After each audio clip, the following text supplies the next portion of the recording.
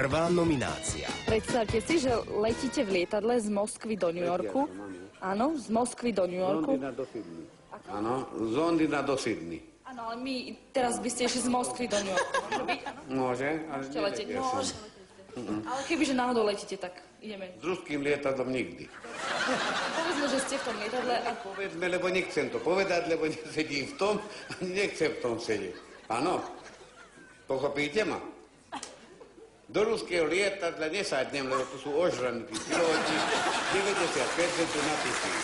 Prečo tam má sadnúť? Druhá nominácia. Prečo sa nejaký štátnik ešte nikdy nestretol s austrálskym prezidentom? Lebo je gej.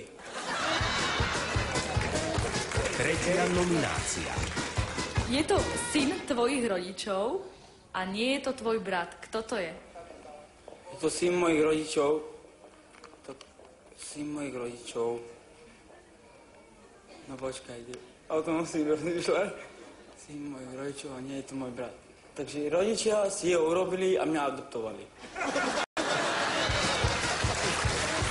Štvrtá nominácia. Aký rozdiel je medzi volom a bíkom? Jaj, bík je ten, čo kravu, piky, a ten vol je jeho majiteľ, lebo to dovolil, že bude mať ďalšie deti na krkoch. Piatá nominácia. Aký je rozdiel medzi volom a bíkom? No, ja som vol, keď som sa ženil. Šiestá nominácia. Kto by našiel Morzeovú abecedu? Fúha, tak to neviem. Morzeová abeceda. Hej, kto vynašiel Morzeovku? Mojsej. Mojsej? Ktorý Mojsej? Braňo. Siedma nominácia.